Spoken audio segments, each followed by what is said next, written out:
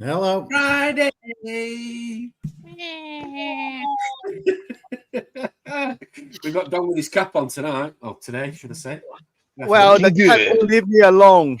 The cat's always here. Hello, good evening, good afternoon, wherever you are in the world. Thanks for tuning in to the Reefers Network on this Friday, the 6th of February. And we are graced with the man himself, Mr. Jake Green of Aqualogy. Thank you very much, Jake. Thanks for tuning in. Thanks for joining us. Thank you very much For inviting me. No, you're welcome, mate. I've known you a very long time. It's fair to say, far too long. You had some kind of bromance last year with Stef when you both went out to Indonesia, which we're going to talk about on tonight's show. Yep. But thank you ever so much for sharing some of the footage with us this evening. It's definitely worth tuning in for. But thanks ever so much. And Stef, Don, anything to report this week? Anything happening? Anything new? No? Cold in here. Very cold. How cold? Says wearing a t-shirt and a baseball hat. It's the first time we've got Don to wear on. We tried to get him to put it on outside is cold. Here is hot. How cold is it where you are, Don? 0 Fahrenheit is what? Negative something? Negative? Yeah, it's 20 cold. Something. Yeah. In Yorkshire, we call that nesh. Just typical sort of. Bit more than nesh. Yeah, a bit more than nesh. Steph, you got some bags floating behind your head. Come on, what's happening? What's in them? What's happening? Oh yeah, it's been a bit of a rush today. It's just some pom-pom crabs. I'm doing some. I'm in the middle of filming a series of videos on inverts, and yeah, it's not going in there. They're just floating in there because I just came on and went pop, and then they're going in the lagoon. So yeah, it's just Anyway, nothing exciting. But I think the race, they've anemones in the hands, and it's wicked. People need to hear about it. That's what I'm sure people will see. I'm sure people will see your footage soon over the next few weeks. Okay. But Jake, you're not always in the country. You're here. You're like a little bit of a jet setter, aren't you? You're all over the place. Yeah, you're going out. I'm actually. So where are you flying out? Where are you going next? Sorry, where are you going? About 9 weeks. I'm out again, so I'll be going Vietnam, Singapore, Malaysia, and Sri Lanka. I mean, it's an hard life, isn't it? It is. First time I met you, you were bagging corals up at Finest, because that's where I first met you. You usually were manager at Finest Aquatics. And now look at you, jet setter. You're going out there and picking corals, fish, tropical, freshwater, and obviously marine, for, the hobbyists and the industry in the UK. I mean, like, what better work life? Well, I mean, Steph, I thought your job was an ideal job. This guy's just took it to the next level. Yeah, I know. But you know what's interesting about Jake? He does all this stuff, doesn't he, with fish? Does he have a fish tank? Not anymore.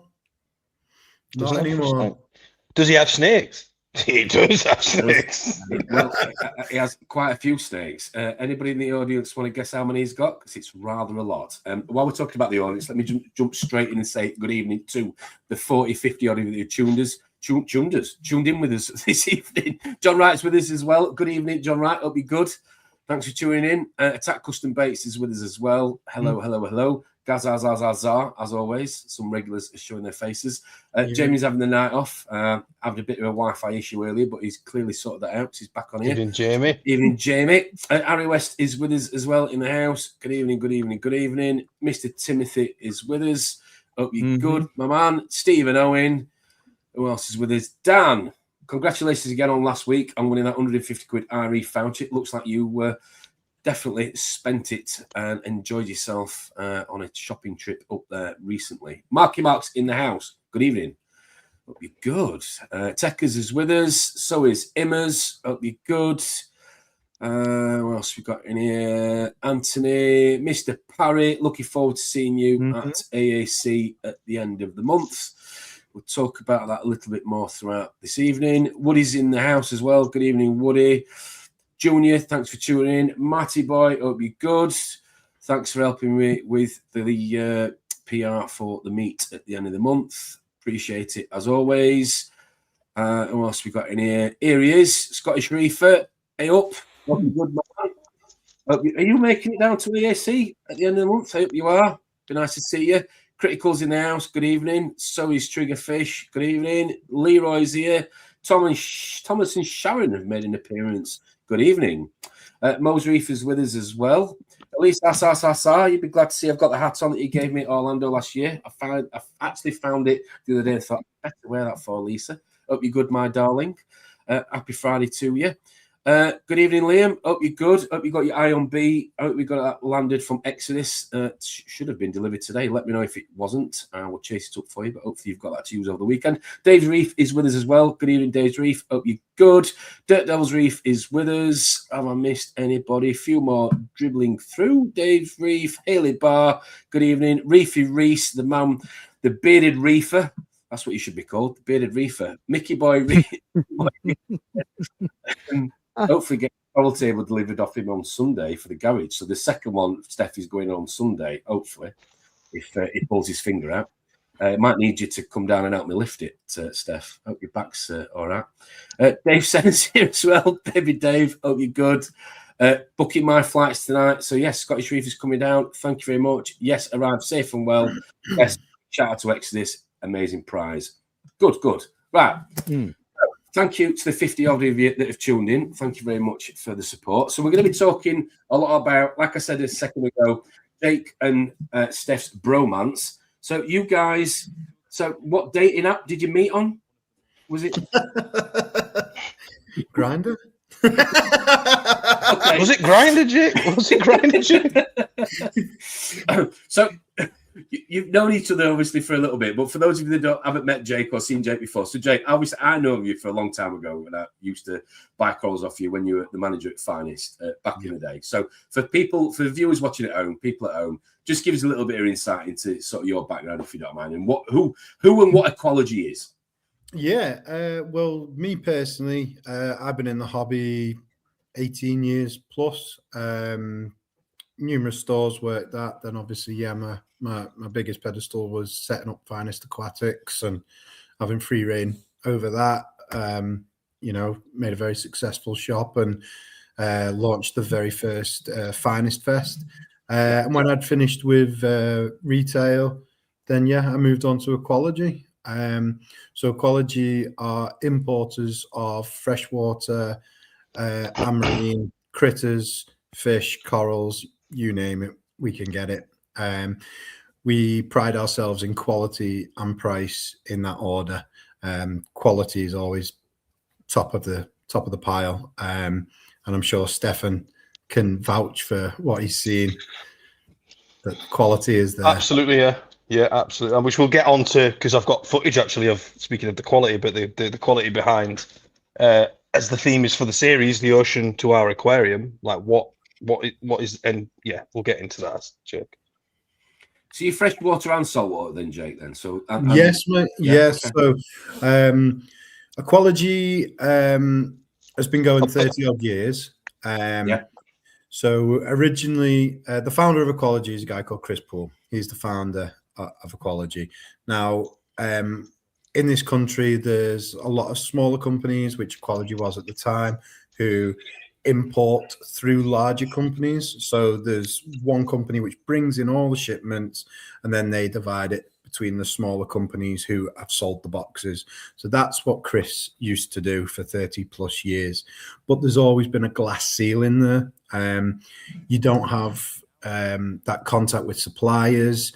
You can't do feedback. You can't get information for customers. You really there's a lot of constraints on you. So whilst I was actually still at Finest, I was buying some freshwater fish from Aqualogy, and they said, "Why don't you buy our corals off us?" And I said, "Well, if I'm being really blunt, they're rubbish. They are really rubbish. So I don't want them in my trays." They asked how we could, sort that, and in the end, they asked me to consult for them and go over to Bali, and a couple of other countries, and find a few suppliers for them, which at the time benefited myself in the shop, because I was going to go over there and find these amazing suppliers for Aqualogy, which then I was going to be bringing into the store which I was managing. So, you know, it was a win-win for me. And I got to see a part of the world I'd never seen before, not knowing that it was going to be a yearly trip at that time. And then, as I say, I finished with Finest and ended up joining Aqualogy. They asked me to join on with them. After a few months, we sourced enough suppliers, or I'd sourced enough suppliers, that we basically went our own way. So now all our imports are our own imports, and 99% of our suppliers that we use are exclusive to us in the UK. We're very, very picky with suppliers. Again, Stef can vouch for, you know, we hold them to the highest standard. If there's anything I'm not happy with, they get pulled on it. But I also, these visits benefit the UK market as well, because exporting to each country is different. I don't just mean like the legal processes and CITES and everything. I mean, every country wants it different, packed differently, different species are favored, this, that, and the other. So, you know, when I go over there, I say, like, we need this, we need that, we want it packed this way. And we just do a lot of little tweaks, which make the shipments much more better for the shops that are receiving them in the country, in the UK. Last year we did the mini acropora, which Stefan saw. They'd never done a mini acropora before, but I just said there was a massive demand for them in the UK. You know, we can get 65 mini acropora in a single box. I said they'll absolutely fly. And you know, they did a lot of R&D. Our Coral place has a R&D studio where they pack boxes and test boxes, and, you know, and then they developed frag plugs small enough for these minis, and then cultured some, let them grow out, and then did some test packing. So they was packing to see how many they could fit in the box, seal the box up as if it was being shipped with a heat pack and everything, and then just leaving it for 24 hours to make sure that that quantity of coral in the box was going to ship safely. You know, because there's no point in producing this new mini acropora and then overpacking the box and them all arriving dead. So, as I say, our suppliers do a lot behind the scenes to make sure that we're receiving the best corals in the country. Okay.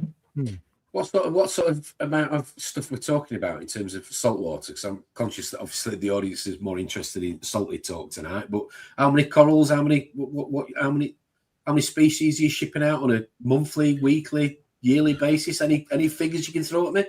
Yeah, well, as Stefan's got the video up here, we're literally selling out our quota every month. So we have CITES quota for the year, and each permit's got, you know, so much quota on it. But we sell out our permit every single month.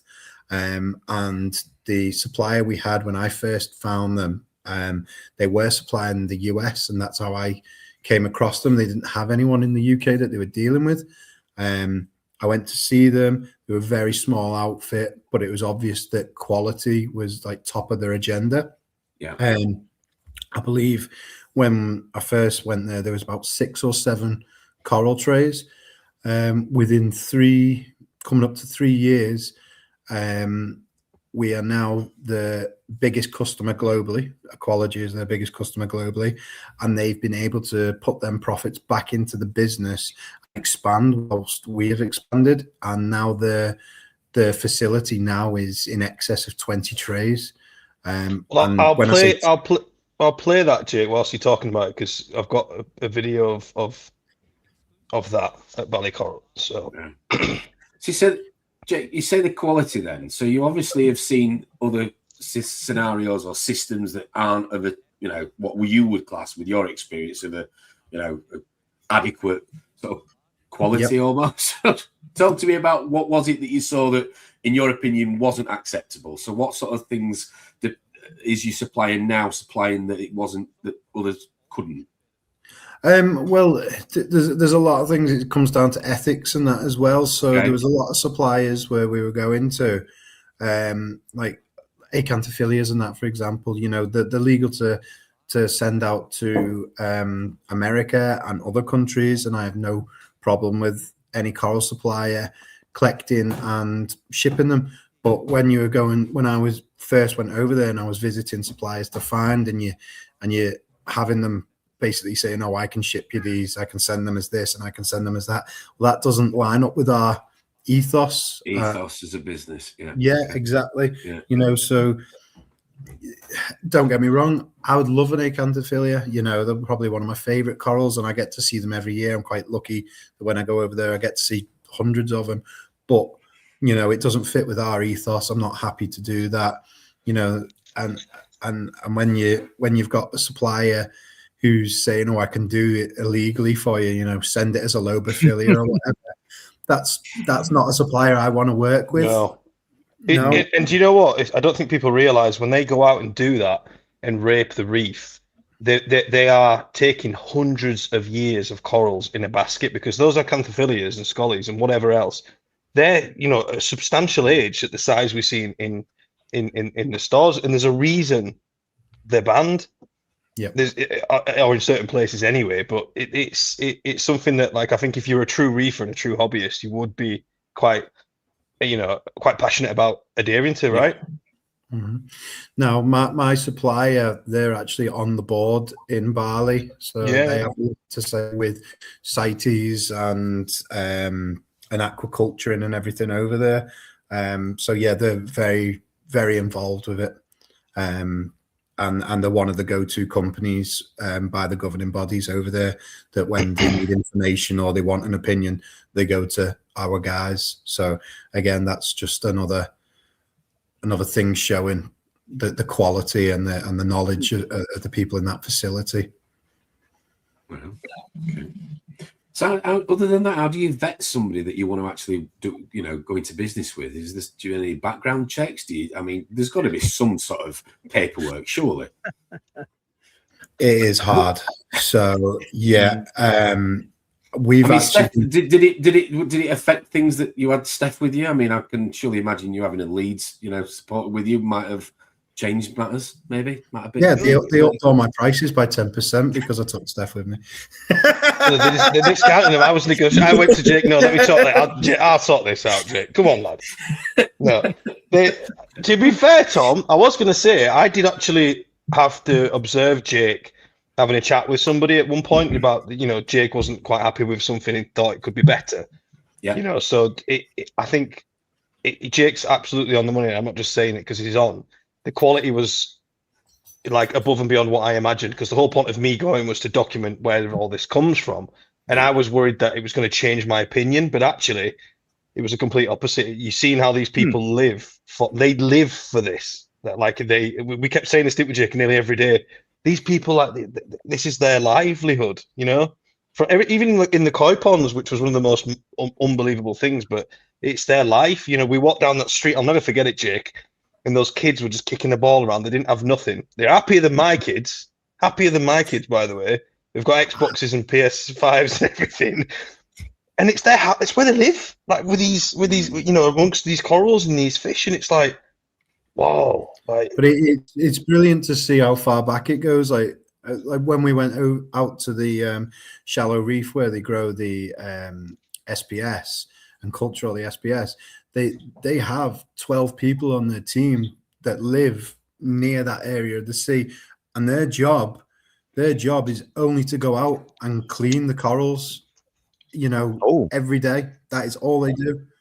Yep. So they go out to these trays, and there's literally hundreds of trays, and they start at one end, and they're literally cleaning all the problem algae off the bases and off the trays and everything. And then a couple of weeks later, when they get to one end, they then have to start back at the other end again, and that is their job every single day. But again, it's meaning that we can grow those healthy cultured corals, because, where they are in the shallower reef, don't get me wrong, there is fish and everything, but there's not enough as on a proper reef to keep it all clean, to eat the algae, to naturally eat the algae and everything. Acroporas on them tables, and then getting algae growing all over the base. Next minute, you're going to get tissue recession and everything and problems. So it's in their interest to continually be cleaning them before it becomes a problem. Well, I mean, how many corals did you see? You must have seen like how many, Steph? A lot. Everybody's saying, "I want this job." You're saying your kids have got PS5s and there's somebody kicking a football. I mean, I'd be quite happy kicking that football if I could go and dive in there. Honestly, it was like one of those moments, and I just went, and I couldn't quite believe it. And as Jake said, when you set off and you're on that boat, and I think Jake was probably just to build some idea. People will see the full video when I release it, which I know has been a while, but we've had a baby, so give me a break. but it will come out. It will come out. You didn't have the baby. Bert had the baby. Yeah, I'm trying to get as much as I can off this, Tom. Yeah, as much as I can off this. But to build a picture, when me and Jake, when we're on that boat, you go over and you can just, all you can see underneath you is corals. And Jake said, and the guys said, these are different people's areas. So it's very organized. It's very organized. But so I put the GoPro under the water. And you just see it's just a vast field of these trays. But obviously, there's different standards every supplier has. And like Jake said, Abba and his team, I spoke to one of the young lads and he said, yeah, people literally live on there. And it's like, it's if anyone comes on their turf, it's like, yeah, get off it. It's a serious full-time operation, isn't it, Jake? Yeah, but again, as you said, everyone has their own way. Like at one point, Stef and I snorkeled a little bit too far. And there was, we didn't realize, but there was like a rope on the ground, on the sand, on the seabed. And we went to go over it. And they were telling us like, no, you can't go over there. That's another farm.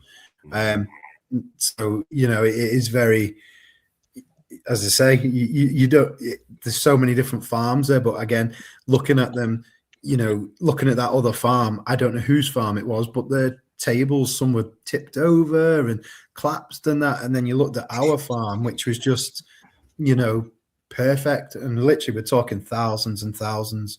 Wait, you say there's some sabotage that goes on, maybe?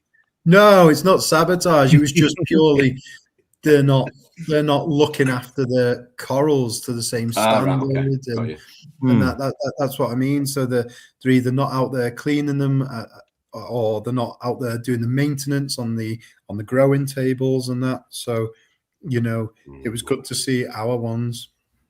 I mean, it's rich. Sorry, it's rich coming from me, but I'm sure that if Steph had gone any further out, he might have got harpooned. You never know. It was just saying. That is rich coming from you, Tom. I know, just saying for a friend. It was also good to see, and Stefan can say as well. But there was a lot where they've grown them, and then they've got that big that they've said, these are too big to send, and we don't want to frag them up. So we kind of just put them back to the ocean. Really? So okay. Yeah, so they took them off the tables and allowed them just to grow and become part of the ocean. So that was really nice to see. So all the coral export from there, all mariculture? Yes, all for my facility, everything is mariculture. There is no wild collecting specimens. Wow. I'll go one step further as well. Everything is tank. Everything from my supplier is already tank hardened. So with the facility being as big as it is now, I think 80% of the trays now run on radiant lights, LED lights. They run Red Sea dosing. They use synthetic salt. So when they're collecting months in advance, and they're allowing the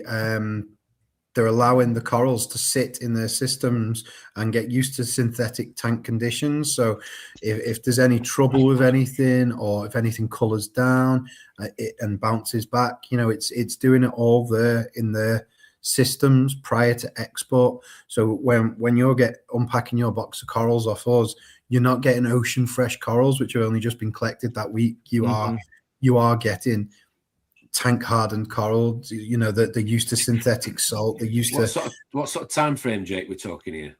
What sort of what sort of time frame?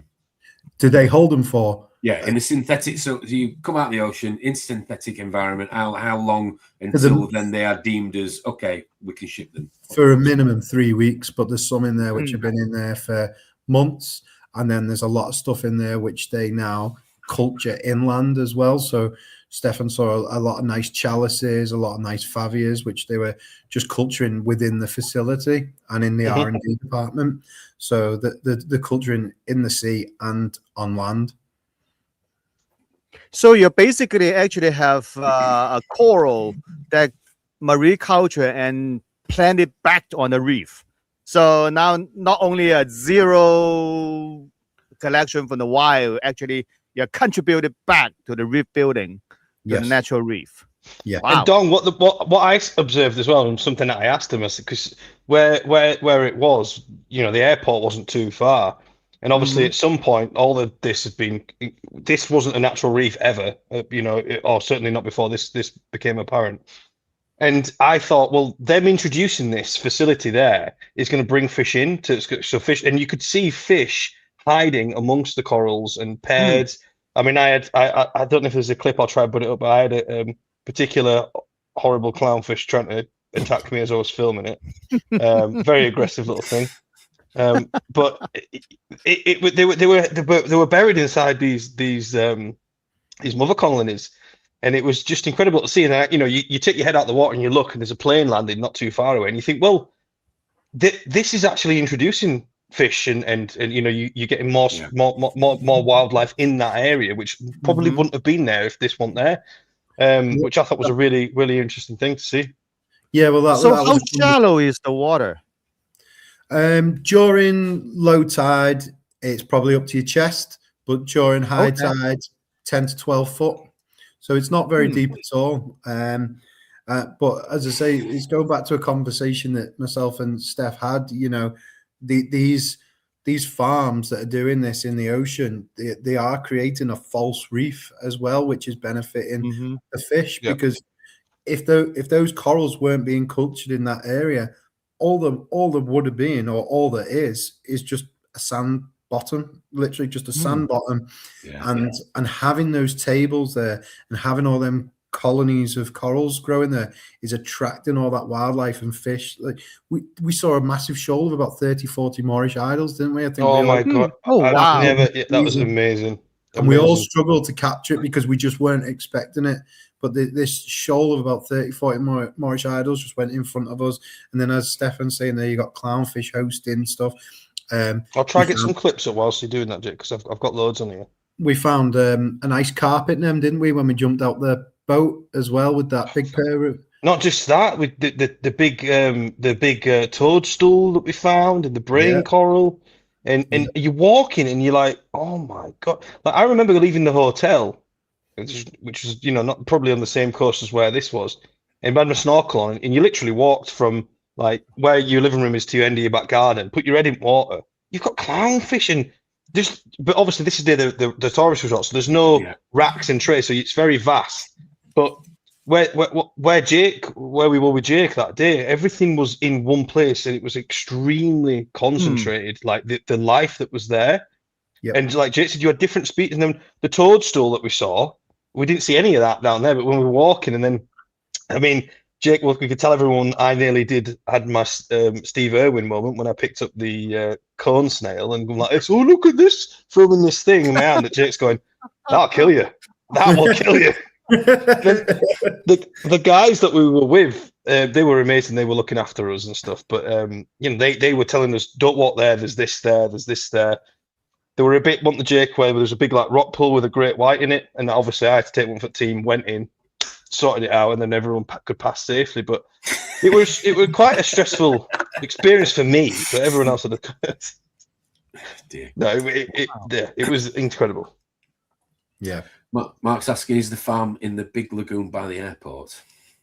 No, and I can't say where their farm is just purely because it is secret and they don't want tourists and that visiting it. They might It's want some sea. It's nowhere where a tourist can reach. We have to go by boat for it, don't we, Stefan? Oh, Yeah. You might And use the sea waves.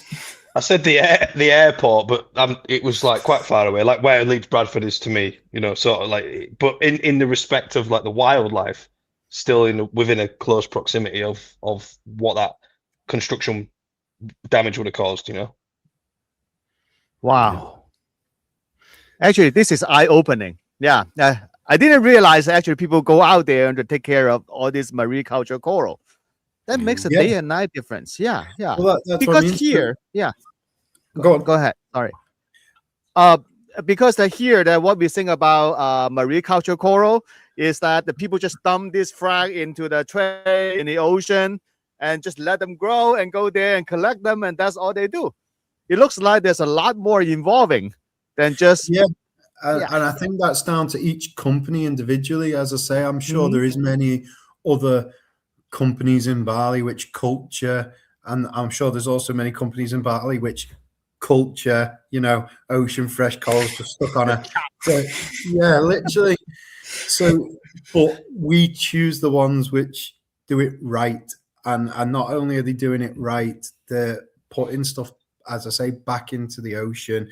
If an SBS has grown too big, they'd rather be part of the ocean. They put that colony down by some big rocks and that, so it can start joining onto the rocks, like the brain corals and everything that Stefan mentioned, and then it just becomes a man-made reef, and it's attracting all them fish in, and these corals that they're putting back down, they're growing big enough now to be corals which are spawning and contributing back to the natural reefs.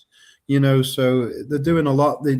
Our farm doesn't do any wild collecting anymore. They haven't done for a number of years because they have substantial amount of corals to be able to culture from inland and in the sea. Jake, do you ever see... sorry, Don, go on. You're all right. Go on, Don. You're all right. Do you ever see those corals spawn on the tray? I've never witnessed it, but I'm not out there at night when they tend to spawn. I don't think I want to be out there at night when the sharks are coming in. No, I was fine. No. I wanted to ask you from a keen aquapora hobbyist that has had many aquacultured colonies or mini colonies over the years. What is the base made out of? What have you seen it made out of? Come on, put us minds at rest. What is it? Because I've heard some wives' tales that it's made of body filler and everything. And again, you don't want a reef tank to have in it. It's down to each supplier. So ours use reef cement and sand. That's what they mix together. Okay. Reef cement and sand. And it's just for anybody that's watching that doesn't know what I'm on about. It's the concrete base that you tend to get corals on. Can be made of many different things. Obviously, Jake's telling me what is it made of, but I'm sure there's a few different concoctions. That's exactly what I'm about to say. So I've literally gone to facilities where I've seen them mixing actual cement by hand out of a bag, like Castle cement. I've as you say, body filler. I've seen body filler. Yeah, I've heard that. Yeah, I've seen all sorts, but I can hand on heart tell you ours are reef cement and sand. They do everything right. Reason why I ask is not every. I mean, most people obviously you talk about it a lot. Obviously, we're going to talk about pests a little bit, I'm sure, as the conversation goes on. But most people that will have them don't have or somebody that buy them don't necessarily have the facility to chop them off the base, and the base is flat and it's easier to position in a tank. So I think there's a lot of people that do, unfortunately, end up succumbing to leaving it as it is, and depending on where that has come from and what's involved in it or what ingredients have been used to form it, can obviously have other issues or create other issues further on down the line. Yeah. I've seen it where it's spiked certain elements and that. But also, that they're also a good place for a lot of pests to hide in. So you do really want to be cutting them bases off either way, whether it's someone that's made it out of reef safe material or not. You do want to be removing it. I just thought I'd drop this in because I have found some of the footage we were talking about, the stranded moment with the corals on the thing as we were walking. Do you want to see some of the stuff that we had? Of course, go for it. Yeah. So this here is Jake, is when we had to get off the boat, isn't it? So you can see this is all the reef. Look how, I mean, it was just very surreal. So There in the distance. Wow. And then this here is when we were just walking. This is one of the toadstools, look. That was just, I think this might be upside down. Apologies. But yeah. Wow, the toadstool just on the... Just floating around, yeah. Wow. So that means the toadstool actually in really shallow water. Water, yeah. Exactly, yeah. And they're exposed to the air, Dong. Literally, when the sea goes out. There you go. Look. Wow. So we were just, making sure our little buddy there was going to manage. So that is an absolutely massive favite, and literally the sea just goes out, and all these corals are exposed to the air for a number of hours. But you saw the size of that favite. That's not something that's just appeared. That's been growing there for years, and it gets exposed to the air every single day when that sea goes out. Tell Stef he's trying to do his good Samaritan, trying to get in the water. Yeah, no. Well, we were going to start. I felt like we were going to stand on him, but I'm moving him so no one else stood on him. You know, look, they're everywhere, and I was like, "Hey up, little buddy," just do my own little. But there's all this. Look at this. What's that? Is that the cone snail? I don't know. It might be the cone snail clip. No, I don't think that's the one. But that's what I was doing. I was going around not knowing what always going. Yeah, look at this. Oh. But wow. What people don't know here is this happened. We got stranded because we literally spent too long looking at the corals. Yeah, I think it was my fault. Yeah, we literally the divers said the sea is going out. We're not going to be able to get past the reef very soon, and we were like, okay, we carried on. No, I didn't. I said I've come from other side of world. I said I've come from other side of world. No, I'm staying. I said I'm the Yorkshire Reefer. Do you know who I am? So, anyway, Tom, they already knew who I was when I got there. We got on the boat, and they tried to take us out past where the reef breaks, and these waves were getting up to like 8-10 foot on this little like pontoon boat. I can't remember the name. Oh God, yeah. And it was taking off, and they couldn't get us out. And the next minute, two of these lads, and they're tiny, jumped out, and they were trying to swim, pulling the boat over these waves, and they still couldn't get us out. And in the end, they said, "You're all going to have to get out and walk back." And we had to. We walked an hour and a half. Would you say? Yeah, but do you know what I said at the end of that? Though I said I'd have paid for that, like for that to walk amongst all that. Jake, obviously, we know you hated it. I was in agony. You was so, and you got the thing is, Jake got the worst sunburn ever. That was the day that ruined it. Like the next day, we woke up, Jake looked like a lobster with like a vest, a white vest on. It's like the worst. It went worse than that. 24 hours after that, I was absolutely covered from shoulder to elbow in blisters, wasn't I? Oh my God. So you can imagine what that coral is really hit by a lot of light, right? Oh, yeah. Oh gosh, yeah. I'll try. Have you ever looked into what kind of par they get? 1,000? It'll be a lot. The UV reading over there is very, very high. And as I say, we were only there for a matter of. Well, we were under shade all that time. We were only in the water for about 2 hours, and then maybe an hour and a half walking back. So we were only exposed to the sun for the best part of 3.5 hours, and I was burnt beyond belief. Hang on, I'm trying to see. There we go. I've got a picture on my phone here. If you want to see some bad tattoos, but an absolutely worse sunburn. Wow. Yeah. Like a tortoise. We give him no sympathy. In fact, we were slapping him on his shoulder for the rest of the Oh, day. no. I look like one of them sweets, the squishums. Squidges, yeah. Yeah, I would squashy, just, or whatever it is. sorry, Jake, 'cause I actually brought up that clip when you were talking about the guys, and so you can see how shallow the water is here at this point. And I'll just bring up the second clip here, and this is the wave bit, isn't it, Jake? Where we were like, we're gonna have to help out here. Yeah. They just couldn't shift the. It would just it was quite scary, to be honest, if you never experienced it before. But yeah, In the end, when we started walking off, we turned around and they just powered it. We watched the boat take off, didn't we? It was unbelievable. And you know what I did? I brought, like an idiot, my kit bag. I call it a kit bag. It's got my cameras, the SD cards, memory card, everything in it, and I left it on the boat.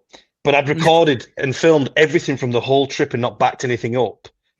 And obviously, I didn't want to leave it in the hotel, and it was on that boat. And I said to Jake, didn't I, Jake? If there's the only thing ruining it, I was like, Jake, what if that boat, like my bag just flies off the boat? I think my phone was on the chair, the seat inside the boat, so I thought that was going to come off. Anyway, obviously, luckily it didn't, but it was extremely stressful, but probably one of the best experiences of my life. That it was really good fun. Which you're going to be sharing on your channel. Yeah, the full in the usual style of It's we're getting back on it this year. Good. Can't wait for that. Good. So just go back to corals for a second, Jake. So you showed a little bit there about obviously acros, SPS. Before we talk about other species, in terms of SPS, different species, different requirements, light, flow. How do they accommodate for that? Because from what I've seen, everybody seems to be on a very similar even keel in terms of positioning and height. And deep water acros or smooth skin acros or higher. How does it work? It literally, they're all grown on the same trays at the same depth. When they're being aquacultured and that, obviously in the wild they have favored spots where they want to be growing, but these are aquacultured, so they're being told where they're going to go to grow, just kind of almost like in a tank, I suppose. And they're aquacultured very successfully on these trays, all at the same depth, same power, same flow. They pick the places where the farms are purposely for flow and everything. So they don't just make these farms in any area. That, like, when I first went over, so we're talking 4 or 5 years ago, one of the first suppliers I visited, we're not working with them, but they went into a lot of depth with us about nutrient-rich water where the silt and the sand's getting turned over, so they don't look for that, but they are still looking for good flow. They also need a natural reef to break the big waves, so it's not turning the tables over. So that they look for lots of different things, and then again, also somewhere which when the tide goes out, it's not going to expose all the tables to the sun for too long. They want them to still be sat in so many feet of water when the tide's at its very lowest. So there is a number of things they look to find before a place is actually suitable to make the farm. And then once they find a place, they then have to apply to the government for that area and get a certificate and pay for it. So it's almost like the leasing part of the ocean. Mm-hmm.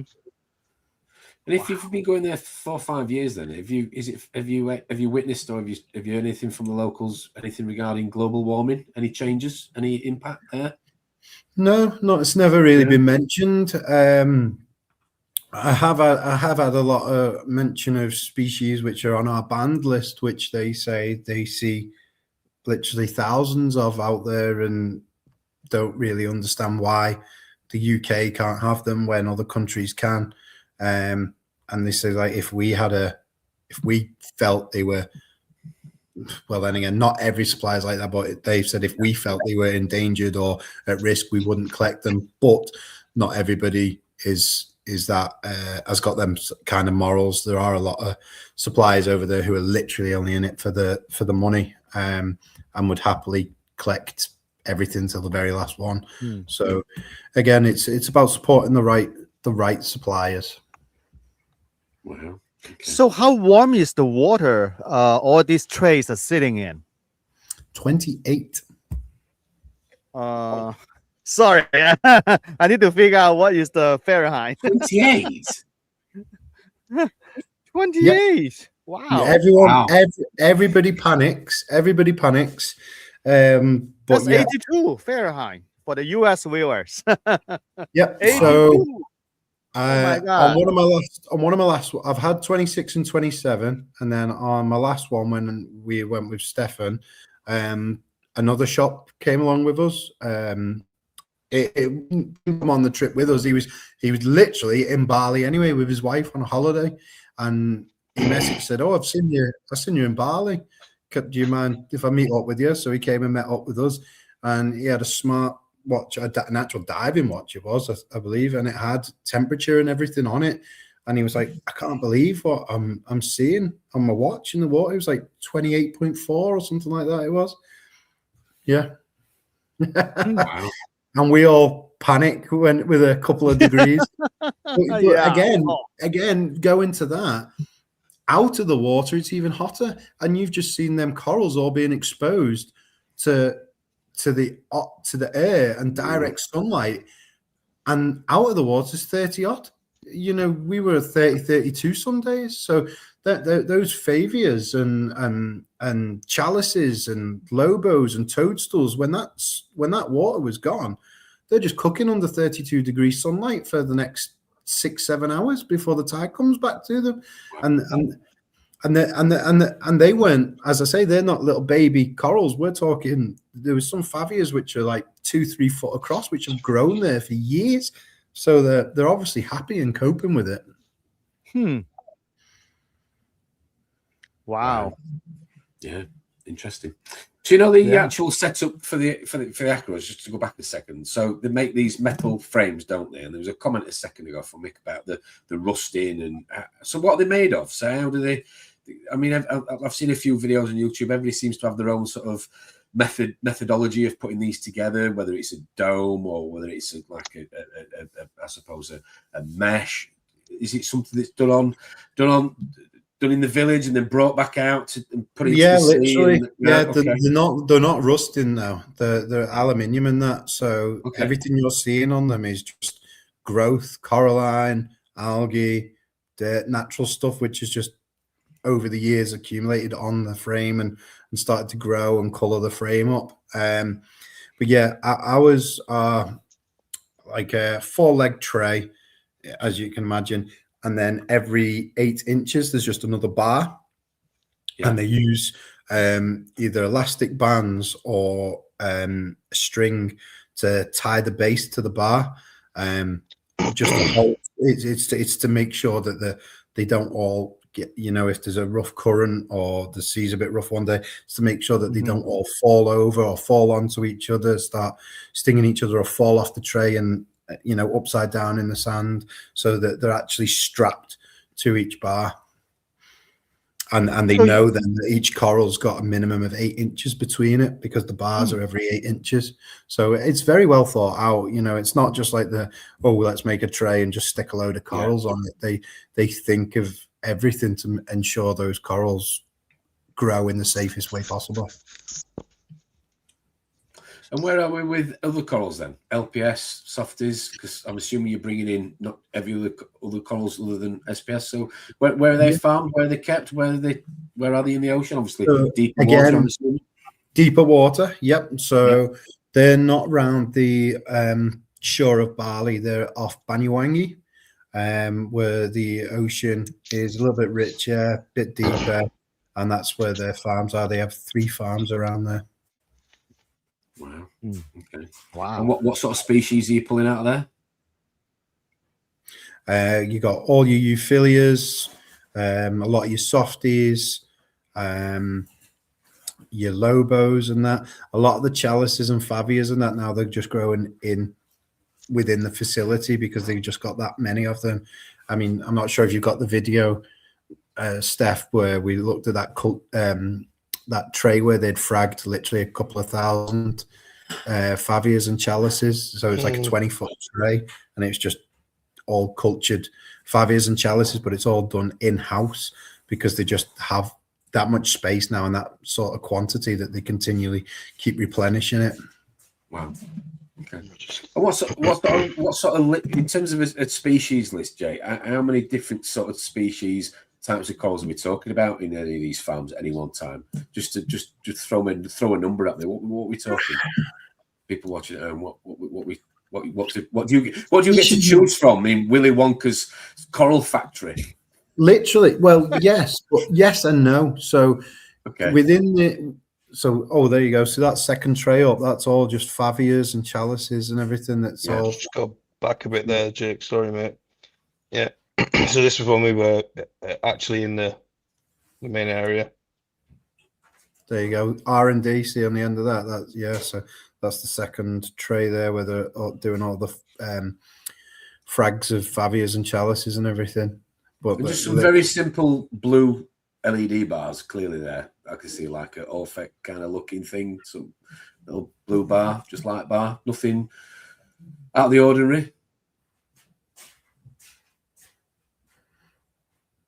And then that's loading the shipment there.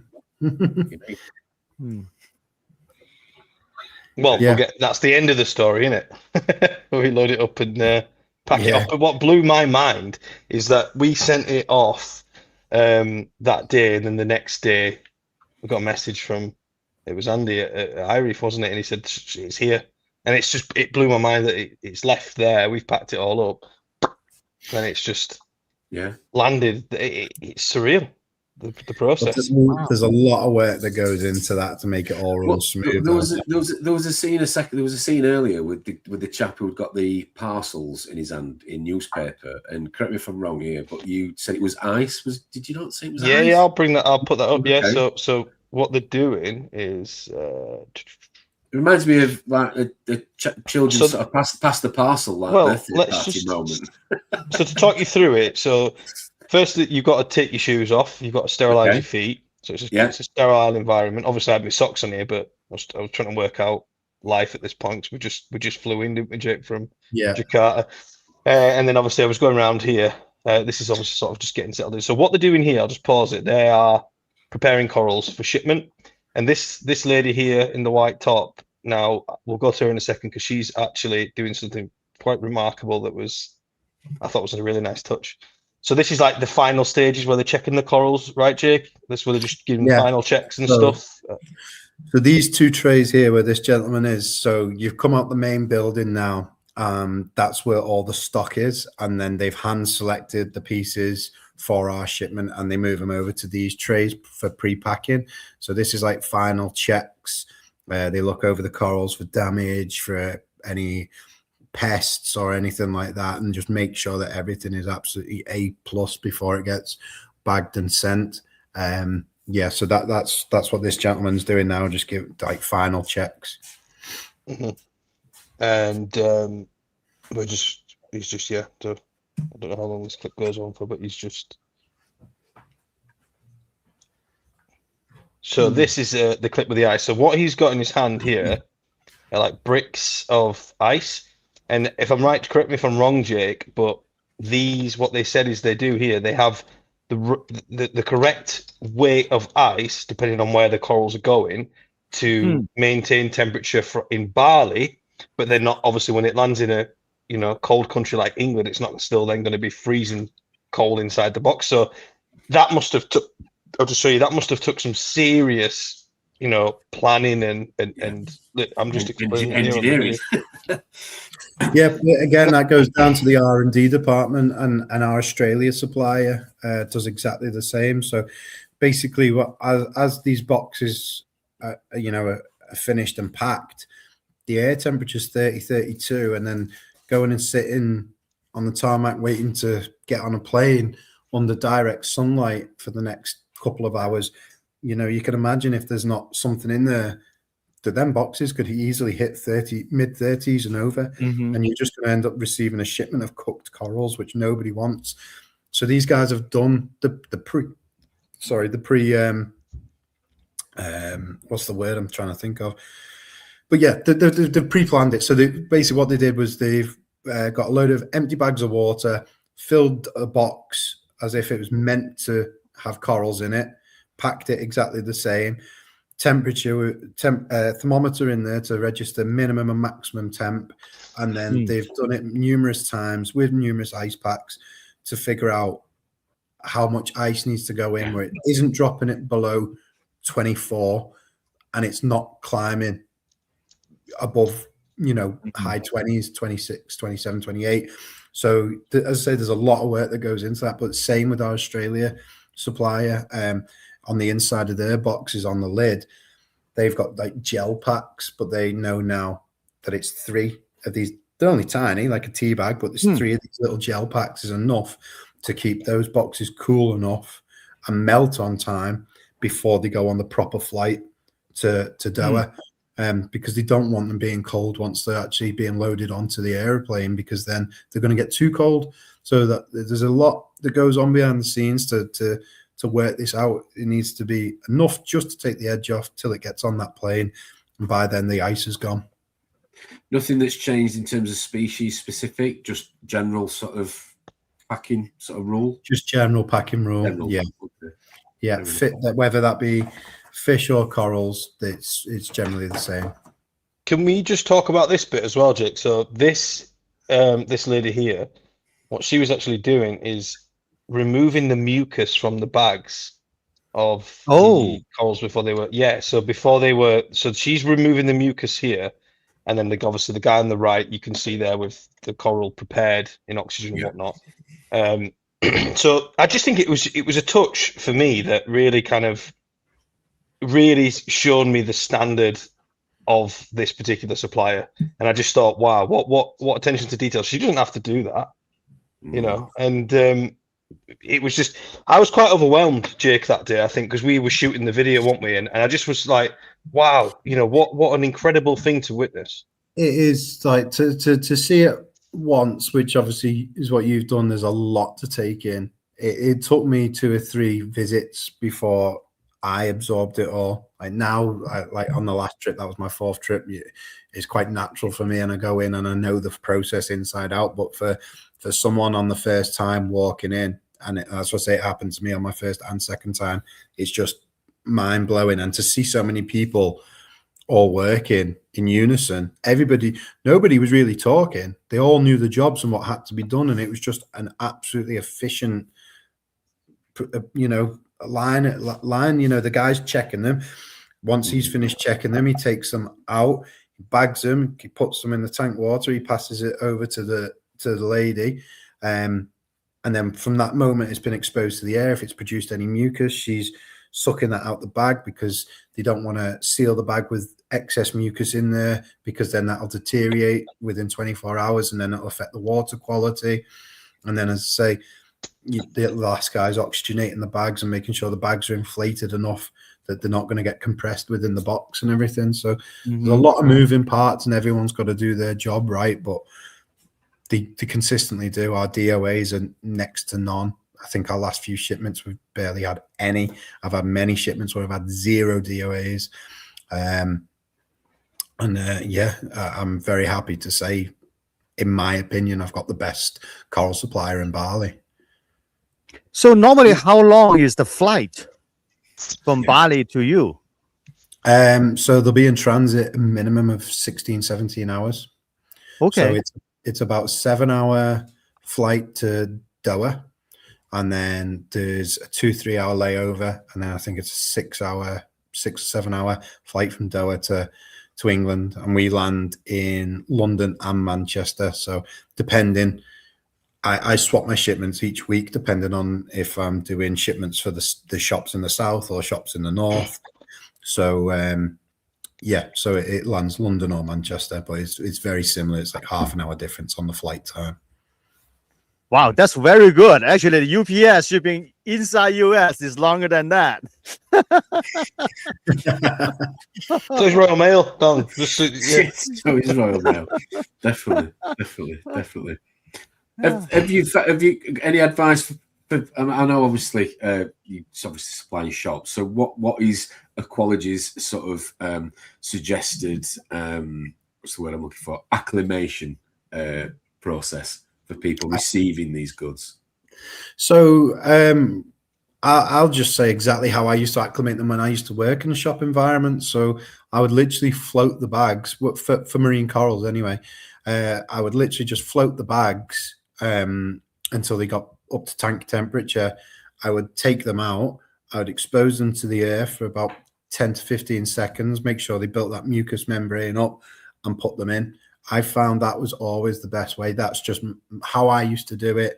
I had minimal losses. The mucous membrane is their natural defense to protect the coral, and it dissolves slowly when it's put in the tank. So they're not getting that shock if there's any parameter difference.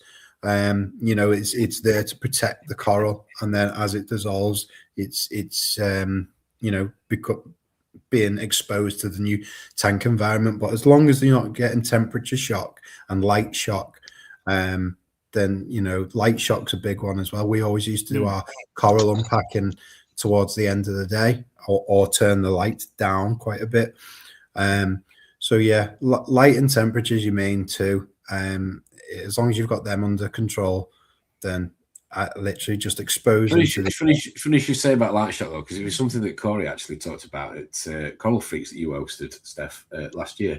And he was on about when people buy a coral, you've bought a coral, it's in a bag, or it's in the car, you've travelled however many hours, and the first thing you do when you get home, or most people do, is they put it in their tank to acclimatise it directly under a light. But in a bag which magnifies the intensity. Magnifies it. Yeah, exactly. Yeah. Anyway. Okay. But yeah, these are even worse, because you got to imagine as soon as that lid's shut, they're in complete darkness for nearly 24 hours.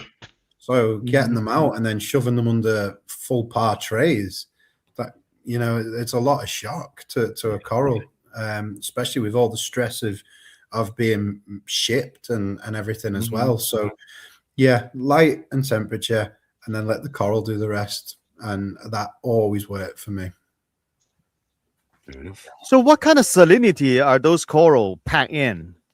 Actually, it's mimicked, isn't it? It's mimicked to tank, so it's literally 1.026. So what I remember seeing, what salinity, right? They had a book done, didn't they? They had a book with what the sea was, where the corals were in the sea, and then they matched that in the facility as well. So all parameters as close as they could. So the coral is grown in the 1.026. Yeah, so pre-packing, so they've got all the trays there which they're growing in, which they're mimicking the sea. That's the main, like, 20-foot trays, and then stuff which is for shipping, where, as I say, it's all pre-picked out by a week before it's moved into other trays, and those trays are at 1.026. So literally, and as I say, everything's run off LED and everything. So as soon as it lands, it's ready to go straight in your tanks. You won't have any issues with anything like that. It's quite a family affair from what I've seen on some of the footage. Everybody gets involved. Quite a diverse, quite an in-depth. Yeah, business, family business. So lots of generations, or no. It's don't get me wrong. There is a lot of family members there, but again, it's a lot of divers and reef enthusiasts and fish enthusiasts and coral enthusiasts. But that's what it takes everyone back. No one can appreciate how far back this goes in the business and the community. So we think, oh, we've just bought a coral which is going in to our tank and it's cost us X amount. That money filtering down, you're supporting that business there. It's got 12 people living just by the sea where the Aquapora farm is. It's got near enough the same, if not a couple more, if I remember rightly, living near Banyuwangi, doing that facility, and a driver which has to drive from Banyuwangi to Bali. I'd love to say I live in Banyuwangi. That's quite my address. You imagine you give me your address at the post office. Yeah. Banyuwangi. And then a driver which has to drive from Banyuwangi to Bali, which is like a 15-hour drive. So there's drivers, there's cleaners, then there's divers, then there's the best part of nearly 15 people within the facility, which are packing and caring for corals. So it stretches so far back, supporting so many families. And you don't realize how far back it goes, what it means to these people. So on a slight tangent here then. So if UK reefers have had enough of the cost of living in the UK, which is ridiculous, an all-time high, the cost of running a reef tank, the cost of buying certain things for a reef tank, what you say, we should all just go and live in Indo and just farm corals? Yeah. Why not? 100%. So we were literally just having a conversation about this, me and my Australian player today, and because obviously the cost of living in Australia is as bad, if not worse, than England. Yeah, and she explained that she could hire one of the guys from Bali for a full month for what it costs her to hire one of her guys for 3 days. Wow. Yeah, that's crazy. So a full. Let's all move there. Let's but all this. We don't need this. The price will go up though if everybody goes down. Oh, a full month's wage in Australia would hire you a guy in Bali for over a year. Wow. It's nuts. The money just goes so much further over there. And you know, as Stefan said, they're so much happier. All of them are. They're always smiling. All of them. Yeah, it's different. Really, is a different world. Oh, wow.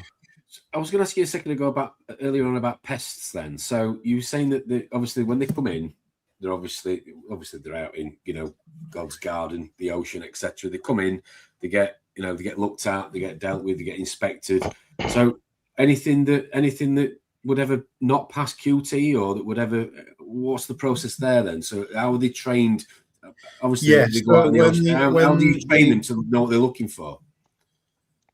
Well, they naturally know what they're looking for anyway. Flatworms and bristleworms and this, that, the other. They're fully trained on that. As I say, these guys are living on the reef. They work with the reef day in, day out. They probably know it better than most of us. But when they bring in fresh corals from the ocean to start being acclimated to tank conditions within their facility, they have a number of trays that they bring it in, and they're checking each coral.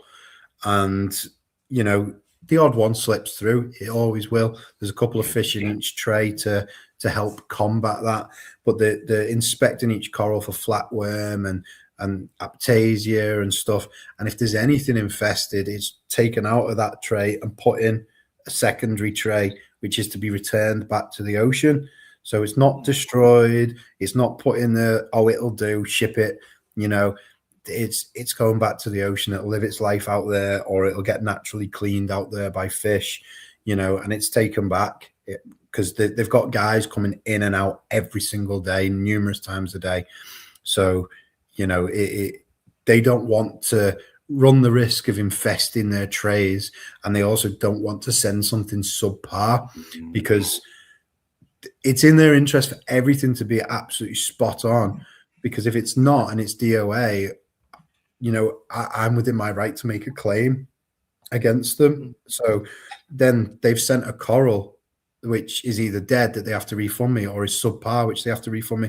So they want to make sure that they're getting paid for every single coral they're sending. So they're not going to just send any old rubbish. That's what we say. Something which is costing X amount to us, it's a lot to them. It's a lot of money. So they need to make sure every coral counts, literally, because the monetary value also to them is exponential, and they can't afford to be refunding loads of corals and that. Fair enough. You mentioned it to me earlier that you've had a really good success rate with DOAs, as you've just said, with stuff you've had shipped. Are there any species that historically, sort of 4 or 5 years ago when you first started, you've come to realise maybe should avoid, or maybe don't transit, or No, I find so. with corals and that, no, I find if the shipper knows what they're doing, I think they pretty much ship very well. Obviously, if the shipper doesn't know what they're doing or they made a mistake, then things can happen. I have found, and I don't know why, I can't put my finger on it, but I find African fish don't ship well during the winter. So I try to advise people that when I do Africa shipments, warmer months are better for Africa shipments. I don't know why. I just find that during the winter months from Africa, it doesn't seem to affect Sri Lanka or Bali, but I get a higher DOA percentage. So we ring all our shops after each shipment and get feedback from them and collate DOAs and everything. It all goes onto a spreadsheet because I want to make sure I'm under a certain percentage on DOAs, and that if not, I need to be asking questions why this is happening, what's happening, and feeding it back to the supplier so we can make the changes to better it, for the fish's health and that, and during transit. So yeah, the only one I find is Africa during the winter months. Everything else generally ships fairly good. These guys are professionals at it. They've been doing it a very long time. Nice. You mentioned earlier about when we were saying about bringing stuff into a shop, and obviously you're climatizing it, you just let it slime up, etc., especially with acro. So in terms of just water chemistry briefly, you must have obviously tested the water where these corals are are grown in and where they're aquacultured. What we're talking about in terms of can you give me any parameters you can throw at me? Any nutrient levels, any alkalinity levels for anybody watching at home who might be curious? Anything I can't remember. I can't remember off the top of my head, but as Stefan said, by most of the trays, they had C parameters, so they have a look. Yeah, they have the parameters from Banawangi and where the Acropora farm is, and that's updated weekly, and they stick it on the tray there. It's more so when they're bringing in fresh stuff, they can prep the tray ready, and then, as you say, bring it to that 1.026. So they're prepping it to match the sea as much as possible, and then acclimating it to synthetic conditions. Mm-hmm. Fair enough. Sorry. Go on, Don. You're all right. Go on. Sorry about that. So I think that you guys don't run any ICP on that thing, right? On the synthetic tray. Yeah, the coral is much more resilient than people think, I think. Yes, definitely. Yeah. Mm-hmm. Wow. So no issues ever in that area of pollutants or anything? No, again, they pick the areas very specifically, so it's not a tourist area. It's not where there's jet skis and boats and fishermen and all that. So again, that's all to do with picking the correct areas. You could walk a mile down the beach and it'd just be absolutely full of boats and pontoons and jet skis, but that's not going to suit the corals. So no, the areas are picked specifically for stuff like that, for corals to thrive. I don't know who's worse, a Yorkshireman or a Scouse, but who had to empty the pockets the most before they got back on the aeroplane? Was it the Yorkshireman by any chance? Empty pockets in what way? Money? Corals. Corals. I thought we were going on about money, because I was going to say probably me. We went to a restaurant and they stuck my name up on a board as the top spender for the night, didn't they? Oh God, yeah, that was in Jakarta, wasn't it? Yeah, that was in Jakarta. I spent that much money. They stuck me up on a board, literally. Jake Green spent this amount of money. I was like, shh. any footage, Steph? Any more footage you can share with us from you? I can pull it up if we can be patient. Yeah, I mean, what do we want to see? Because I just think for people watching at home and what we've been talking about, any more footage that we've not already shown. I mean, I don't want to spoil too much, because obviously you're gonna obviously promote this on your own channel in the next week or so, which, as I've already said, it's going to be I mean, it's worth to watch. But something Jake, that's ready. While he's doing that, sorry, quickly, Jake. Anything you want to tell us about Stef? Is he a good travel partner? Not a good travel partner? He's a good travel partner. He's a good travel partner. We had a very good laugh, me and Stef. I think we've got a lot of very similar interests, so it was almost we we clicked straight away. And I knew we were going to get on pretty well. I've met him a couple of times previously, but it was always like quite passing and, you know, hello and quick niceties. But yeah, as soon as we managed to start having some proper conversations, I think we both knew we were on the same wavelength. Who had the window seat? I had front seat. You know, it's my trip, so I get front seat every time. No, I was. I did. After I got there, we took a taxi without Jake's supervision because Jake also had a contact who fetched us round Jakarta. Might add, we got in an Uber. Me, Alex, and Alistair. We go. Oh, we'll do it on our own. And I swear, within 5 minutes, there was a chicken eating a lizard on the road. People just sat there eating things that didn't look properly cooked, and I was going, "Oh, okay." This was a huge culture shock. We got to this destination because what we were doing is we were going to try and film a local fish store in Jakarta, and we ended up in a back street, and it was incredibly scary. And at that point, I decided we're just going back and going to wait for Daddy Jake to come back and just take us safely around this. And I was like, I had to rescue a couple of you quite a few times. Well, that night where Jake was saying that he was the top spender, me and one other particular individual didn't want to leave the venue because we were having such a good time. And Jake had to come in and go, "No, you're not staying here. Come on." Because we were like, "Oh, we're all right. We'll get a taxi back as if you're in town." Not comprehending where we were and the people that we were amongst, which I think Jake were quite serious individuals, right?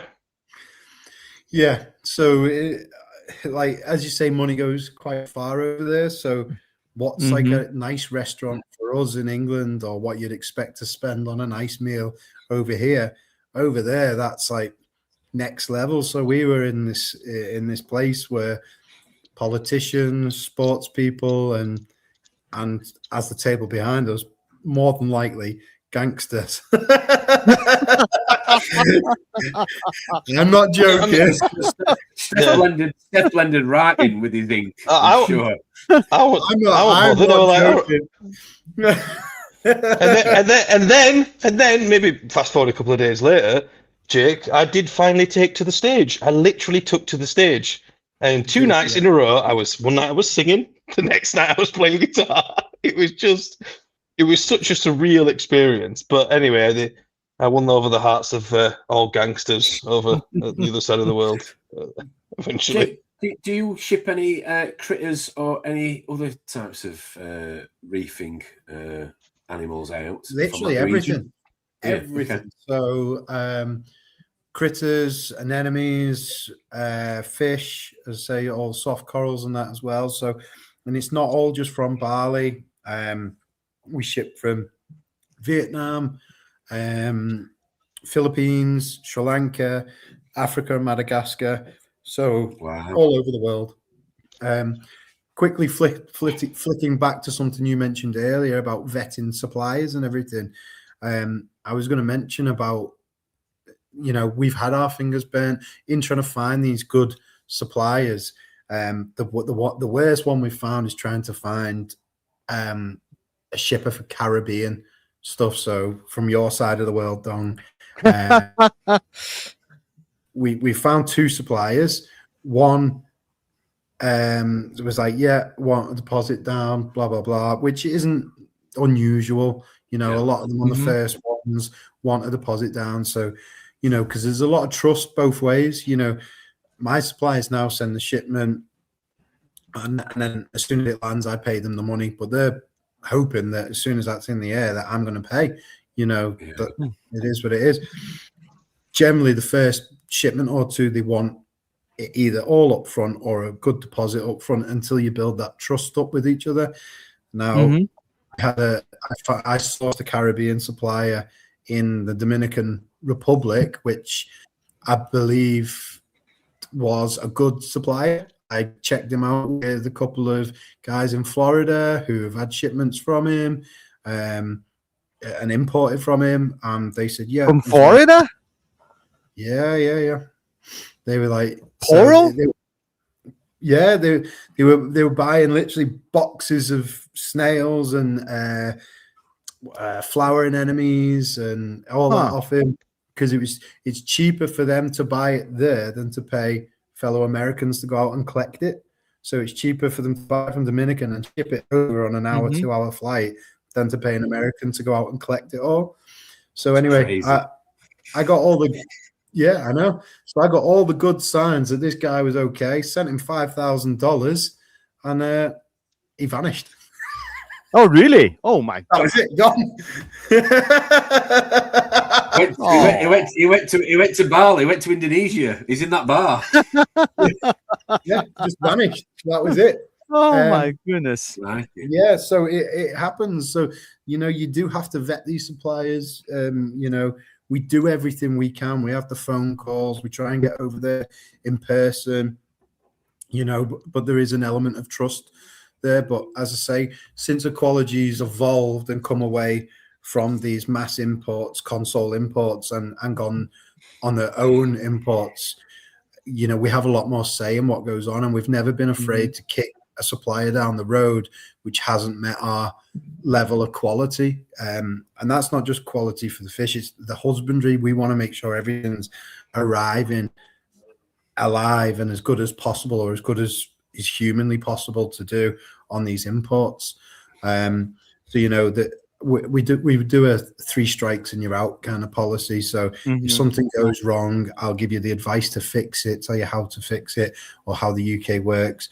And I need to see that that's been improved on in the next couple of shipments. If it's continually, letting themselves down, then I'm sorry, I don't want livestock suffering. And, you've not made the changes to meet what I expect. So I'm not buying your livestock off you anymore. I'll move on. So I just saw Stefan's tank has a yellow tang in it, right? Yeah. So, is there yellow tang only happen in Hawaii, or you can get them somewhere else? No, so this is a wild yellow tang, but I got him maybe 4 years now. 4 years ago, he came to what at the time was my local fish store, and I paid £350 for him, which was crazy. But he was just the most yellow fish in the shop. It was a credit card purchase, though. I didn't have that cash in my pocket. I went, okay. Boop. A wild yellow tang here, it costs you probably about $700 US dollar. There you go. You see. Yeah. So my question is that can you find yellow tang somewhere else? From all your suppliers? Yes. So it's the Marshall Islands, and I believe now it's not a supplier we use, but I know of a supplier. He's an American Barnett Shutman, so I believe he's found somewhere just above the Philippines. He seems to be getting a lot of yellow tangs in the last few months. I have worked with Barnett before, and I know Barnett very well. He has a lot of secret locations, so they do a lot of prospecting in the ocean, go and find where certain species are and what depth they're at. So, he's managed to drop on a place where there is yellow tangs. He's had a lot over the last few months, so they are out there, and they do every now and then go a bit further. These borders are where they're meant to be. They're invisible borders. Every now and then they do go a lot further than where they're meant to be, and they crop up in the wrong place. But you got the Marshall Islands, which is near Hawaii, and then seems to be a place near Philippines. Tangs used to be £25. Are UK people going to get £25 yellow tang soon? I just my yellow. I've said this time and time before. My yellow tang in my DT last downstairs was, I got 3 for £99 juveniles in 2014, 15. Yeah. Gave one away. Lost one, gave one away, and the other one's downstairs. So going back to that comment there from Mo, £25, yeah, about £30. But yes, white tangs. Mo's just said. Yes. What about white tangs? I didn't even know where do they originate from? White tang. What is that? Do you mean tricolor? Tricolor scopers? Koi, yeah, koi and tricolor. Yeah, ones with big white patches on. Yeah, we get a lot. We get offered a lot of unusual fish. It's unbelievable, but it's price. So obviously we're dealing with 4 or 5 fish suppliers around the world. You know, they've got numerous divers out catching fish every day. So the amount of ones with aberrant, you know, off colors and weird patterns and this, that, and the other, we get offered a lot. But it's just finding the shops and, you know, and knowing that you've got a customer out there for it. Yeah. There's a lot which I would love to have brought into the country, and say Aqualogy's brought this into the country, you know, our supplier found it. But when the price that they offer it to us, and you're thinking, I know what shops need to mark that up at, and it's just priced out. It's just priced out of the UK market. So a lot of these really, really nice fish generally end up in America. That's a really good question for you there. So you have, going back to right at the beginning then, as I introduced you, like I say, I knew you from when you were at Finest. So you've been in retail, now you're in wholesale. We talk about fashion in reefing, fish, corals, fish, whatever. Are you now at a point where you're looking at your orders and going, hang on a minute, this was so like 10 years ago, 5 years ago, nobody wanted it, and now everybody wants it. What do you see? Have you seen anything change? Any seen trends? Anything that literally in the last year. So obviously when from retail so I've worked at numerous retail shops. So let's say my last retail shop, which was Finest, the trend was euphilia. I mean, the trend's probably still going, but it was at its highest when I was at Finest, and obviously I was quite well known for the various torches that I could get in stock. Now, Acropora, then again, is always quite a common one. You've got your Acropora collectors, your SPS heads that just love SPS. But since leaving retail and going into wholesale and trade and that, you know, I've watched over the last few years the SPS and the LPS churning, and we've always just dealt a little bit in softies. Just a little bit. It was one of the conversations I had with my supplier when I was last over there with Stefan. And I said, look, for some reason, all of a sudden, I'm getting inundated with people asking for softies, and nice softies, and this, that, and the other. And, you know, they got to be at the right price for the UK market. And that we did a lot of work out and stuff. And when I got back, they built this set box of so many softies for so much money, 10 of this, 5 of this. And I just sent them out, and I just said, limited boxes. I get about 10, 15 of these boxes. Boom, sold within literally hours. I was like, whoa, didn't expect that. Like, I literally had a couple of people asking me. And then since then, the softies have just gone mad. I don't know why. As I say, I'm only giving you the trend that I'm seeing. But there's a hell of a lot more people. And I think it's just probably because of the price point and new people coming into the hobby. The softies are probably at that affordable price point for most people, especially newcomers. And, you know, just the day and age that we're in. Well, your kill-death ratio is going to be a lot lower as well. And people are going to stay in it hopefully longer because they're going to have more success because things are easier to keep and less finicky when it comes to, you know, and everything else, equipment needed. But there just seems to be recently in the last 12 months a massive, as I say, I've done the coral shipments now with Aqualogy for 4 years, and to say I'd do a box or a shipment of 25, 30 boxes of coral and barley in one go, 5 might have been softies, 3 to 5. The rest is all SPS and LPS. Now I could do a 30 box shipment and it'd be 10 to 15 boxes of softies. So it's wow, that's an increase. Yeah. So that's what I mean. So the SPS has really dropped off, but the softies has gone up. You know, so yeah, it's just the way the market's shifting at the moment. So are the softies not subject to CITES, right? Is that true? So softies aren't subject to CITES from Indonesia. They are from Australia. Oh, okay. So, but it's not because it's a soft coral. It's because it's on a coral skeleton. So a lot of the softies in Australia are on natural rock or coral skeleton, and you need a CITES permit to be able to ship coral skeleton on a natural substrate. So yeah, so like on my Australia permits, I have permits for 500 softy pieces, and that's whether that's one tiny little polyp on a single piece of coral skeleton or a colony, that still classes as one. You know, it does. You know that's what people don't get.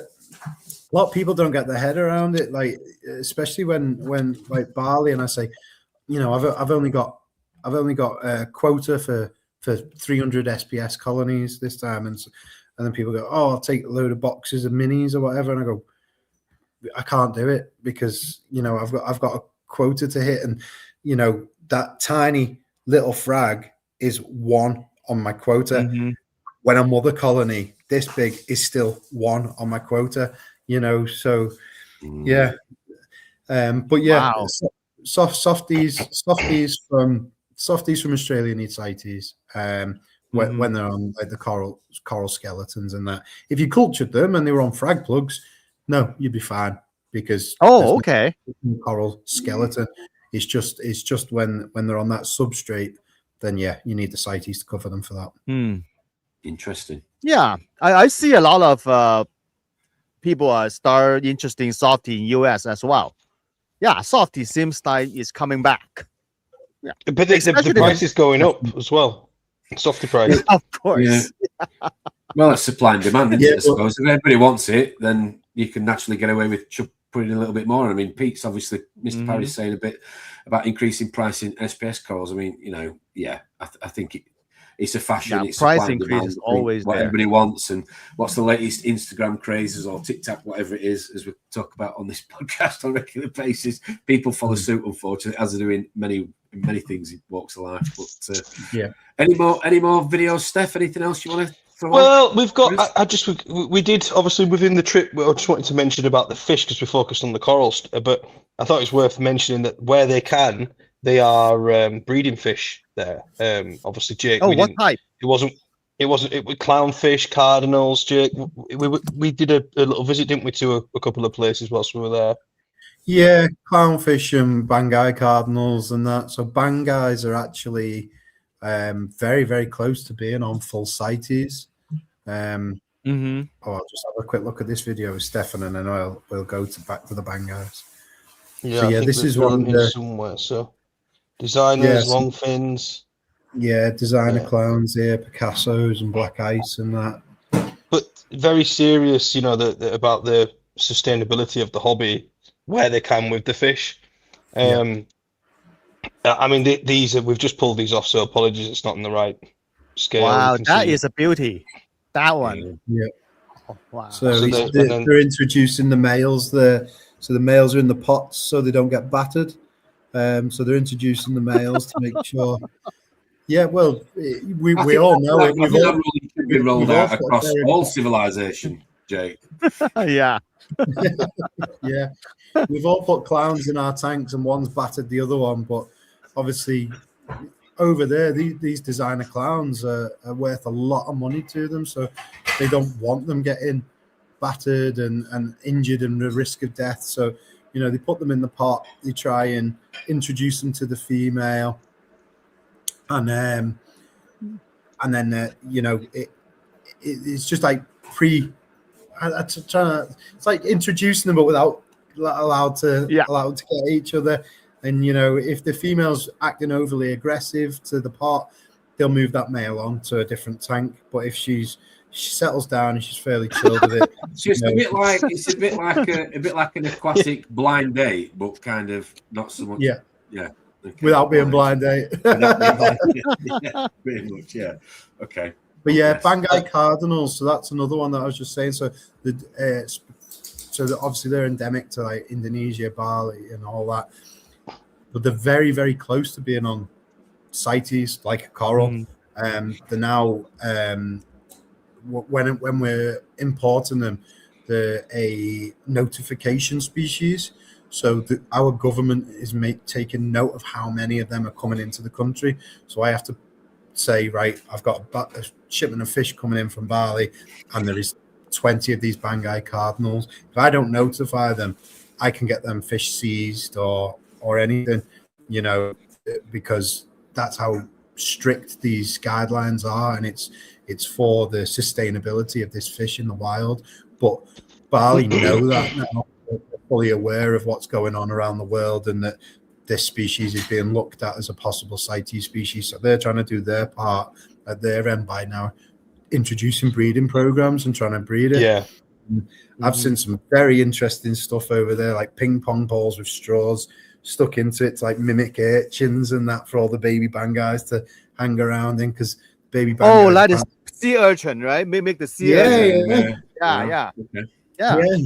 So wow. Yeah. Ping pong So ball. when the baby bangais hatch, apparently they're in and out the spines of long spine urchins for protection.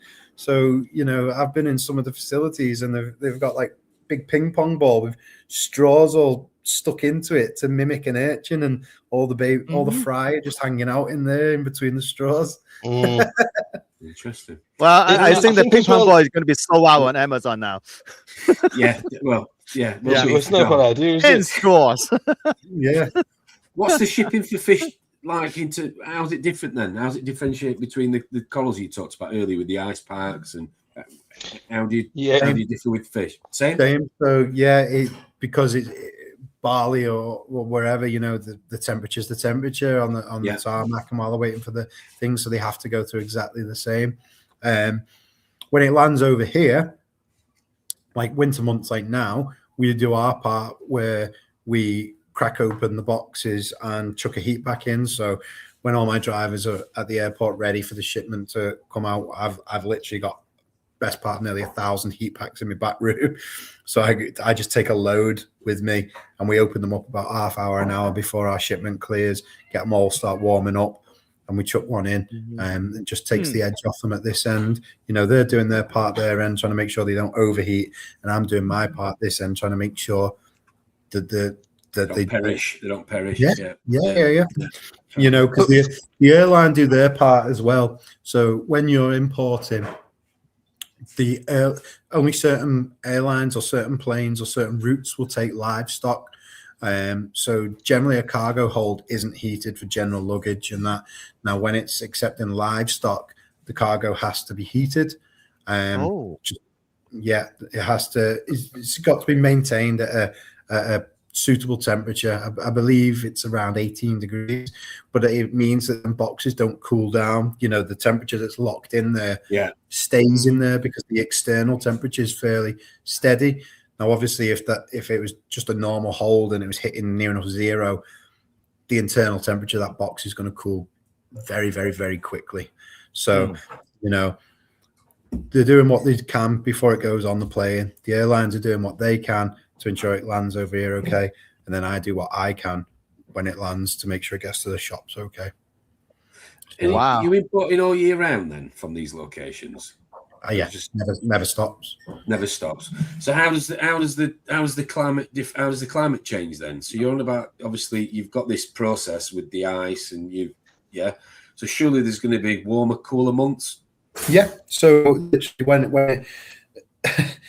so over there, when you ask about the seasons, they say, "Oh, we don't have 4 seasons like over in the UK. It's either hot or it's effing hot." Or it's very, very, very hot. No, what blew my mind, which I might sound like an idiot now, but when we got there, it got dark really early. Like it was summer when we left, so we were getting dark in England at 8:30, 9 o'clock. It was like 4:45, and it's getting dark, and I'm going. Because we're near the equator, the actual daylight hours. But that demonstrated the consistency of the environment these animals live at. It's up and down, and we all mess about with that. I learned so much from that trip in just like simplifying what I do. Like, a bit of blue here and a bit of this there and a bit of that there. No, it's boom, on, off, you know, rather than having all these other things. Because it kind of just made me realize, well, what do they get? It's just sunrise, on, off. Lights, I'm talking about lights. Flow, can't mimic that as well as although that flow was quite, because it was so shallow, Jake, when we were like sort of like looking at the corals, it would blow you into these mother colonies. Like you'd be like going into a mother colony and you're like, no, you know, when you want to put your feet down underneath you're looking underneath, there's nowhere to like sort of like balance yourself because there's colonies there. Yeah, absolutely. We were getting so that means those coral goes through temperature swing all day long, right? Yeah, Day and night, they will big temperature swing. Yeah. definitely. That sea can drop to about 24 at night. That's 4 degrees Celsius, day and Yeah, night. that's 4 degrees. Yeah. Wow. Well, there's so much about keeping this thing steady, Stable. Yeah. stable. Exactly.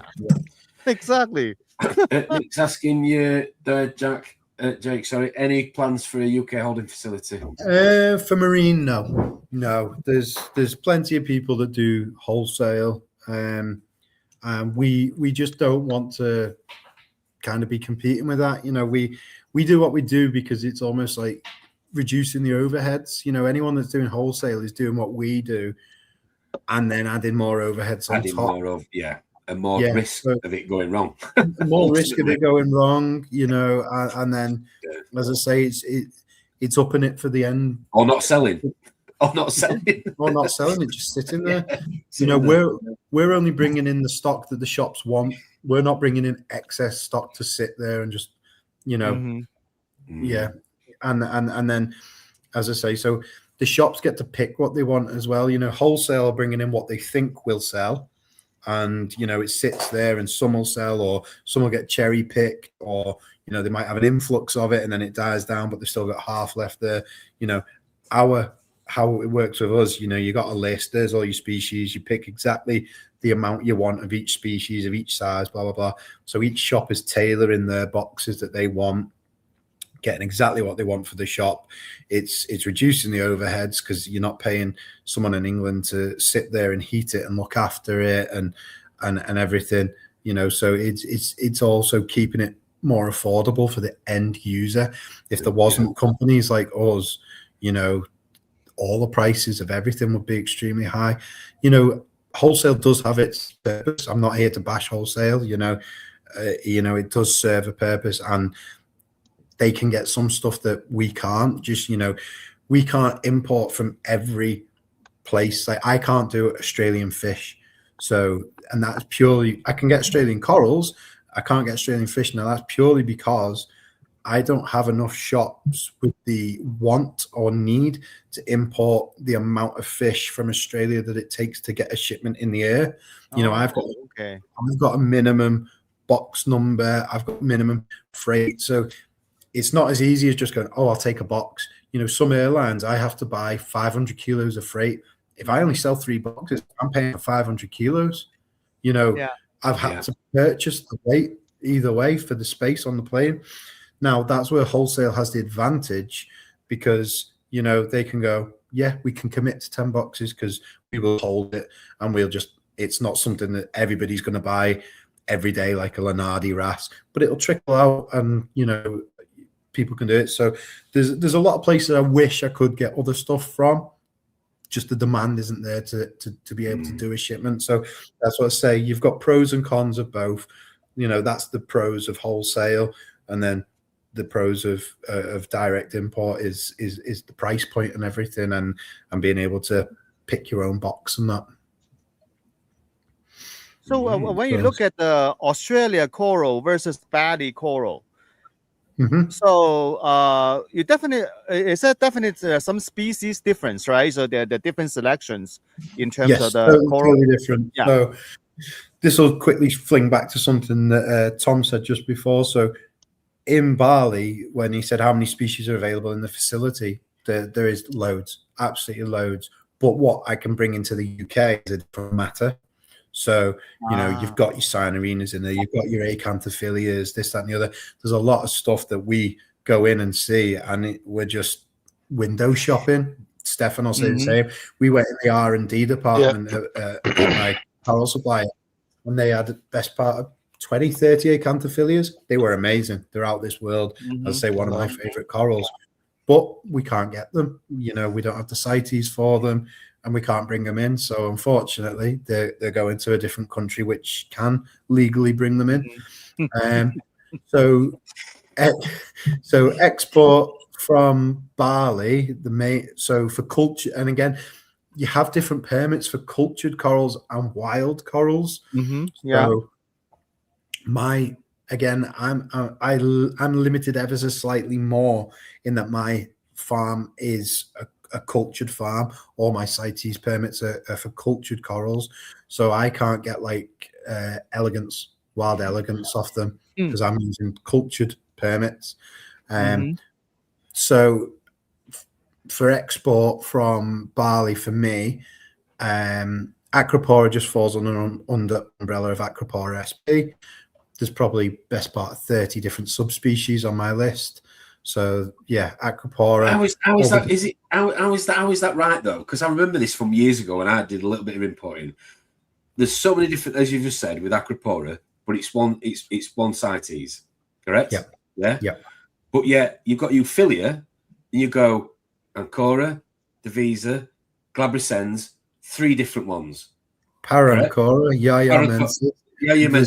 What I'm saying is you're paying for each separate one. Yeah. But it's crazy. But you might have got, Salego, Tenuis, Miliopora, whatever, and everything is the same. It's one. It's like, how can that be the case? It's mad, isn't it? Yeah. But so it's not changed. So it's not changed. From Bali, probably. Sorry. It's not changed then. Clearly, it's not changed from. No. So for Acropora, it's just still Acropora SP. That's it. And on my list, I offer nearly 30 subspecies of Acropora from our Bali farm. And they do it all to a very high standard. So from Bali, probably looking at about 15 species off the top of my head. I mean, I could go through it and find it exactly, but yeah, about 15 species. From Australia, I think it's closer to 30 species. Sorry, Jake, this also has an impact on the price to the consumer, though, doesn't it, as well? Interestingly. Yeah. Because a significant knock-on effect. So what I was trying to get you to explain there, for anybody that might not know, I'm sure there's plenty that do, that is you have to pay for a CITES, which is almost a permit in a sense, to bring in a species of coral. Yep. And Acropora is an example, as you've just said, which is always referred to as, SPP or SSP, whatever it is, is no matter what genus of Acropora, it is Acropora. Whether it's a stag, whether it's a millet, you are paying for one permit for 30 different, 30 corals. Yep. Yeah. You get 10 torch, 10 frog spawn, 10 hammer, 10 branching, 10 walling, whatever. You're paying per permit, per variation. That's 5 different permits. That's why it has such a knock-on effect to the end person, consumer buying it in the shop. Yeah, exactly. And that's why, again, that's like part of my job. When I'm being sent quotas and everything, I need to make sure each month that the quota, it doesn't outweigh what's remaining. So right now we're getting to the end of the season. We're in February, so the end of the actual quota for 2025 ends at the end of March in 2026. So the 2025 quota runs into 2026. So April they'll then give the new quota for the year. So now we're kind of like scraping the barrel on how much is left of the quota from each farm. So like on my most recent permits, I've noticed like the Euphilia numbers are going down. So I've got a good quota of torch, that's fine. I've got a good quota of Ancora.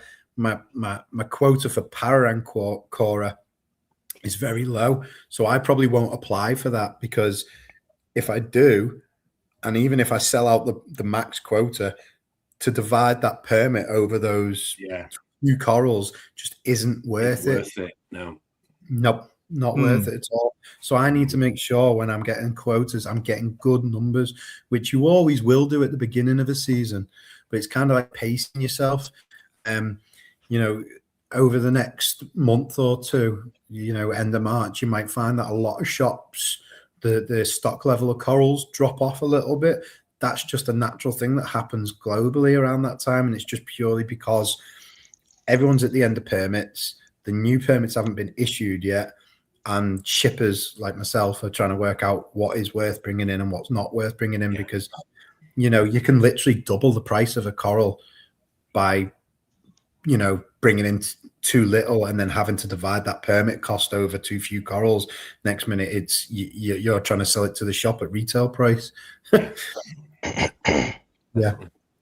So as I say, from Australia, I've probably got about 30 different species, but then you've got a lot of species that the UK now can't legally get.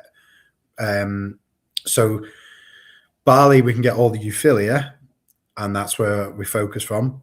But from Australia, we can't legally get any Euphilia from Australia now. So all your nice torches and everything, we can't get that. So each shipper has, stuff that the other one doesn't have. And then, as I say, I can get all the wild elegances from Australia, nice Trachyphilias, the SPS. So again, we work with Corals Down Under. We're very, very lucky to be the UK distributor for Corals Down Under in the UK. Something I've been working on for a very long time. I'm very happy with that supply at the moment. It's someone that's well regarded across the world, and hasn't dealt with the UK for a couple of years since COVID, I believe. So to get the chance to deal with them and bring in some absolutely spot on Australian corals is I'm really happy with that. I believe.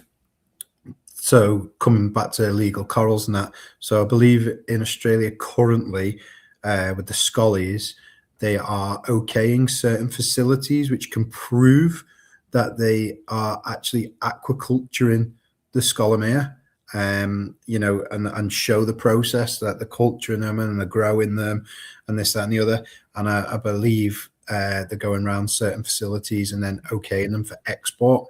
So, hopefully if my supplier gets on that list in the next few months, then hopefully I should be able to bring in cultured scollies to the UK as well. Awesome. So in UK, that does scolie and meat coral, the acanso, are not allowed? No. Wow, you guys are really tough. Yeah. That's it. You just laugh and rub it in. It's all right, Don. Yeah, all right, Don. So, my question is that the output of the coral farm in Bali, so is it can they meet the demand, or they actually has surplus?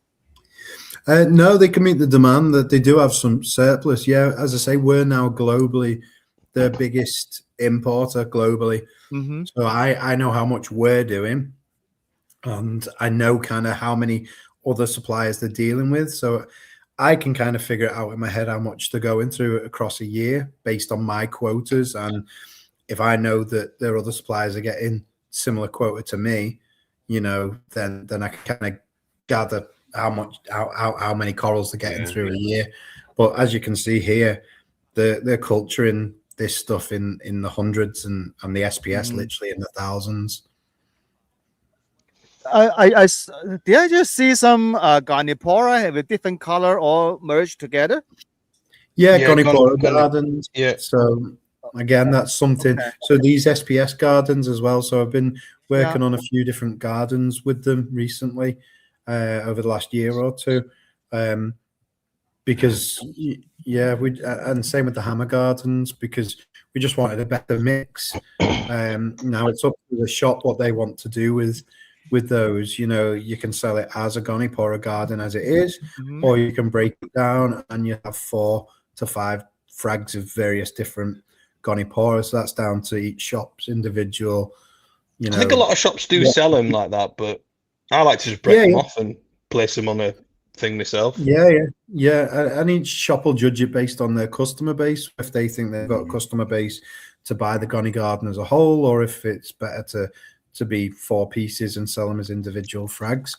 But it's just, again, it's that in the box now is just one coral. So our LPS boxes are generally about 22 to 25 pieces in a box, medium large.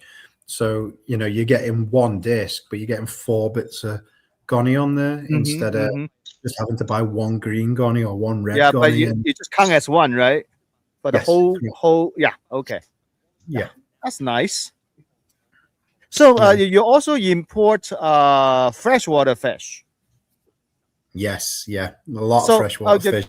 If you look at the freshwater side versus the saltwater side, so what kind of ratio are we looking at?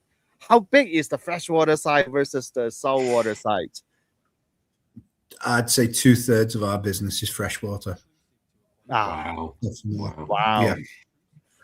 like marine is my passion. Marine's what I love, and that's why I was first approached by Aqualogy years ago to go and consult for them.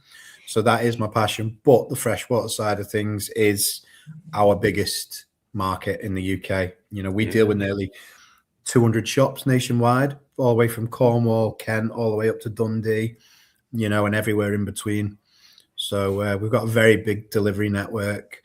But as you can see here, again, all our suppliers, they're all exclusive to us. We're with each of them for unique points. Like this is the Sri Lanka supplier.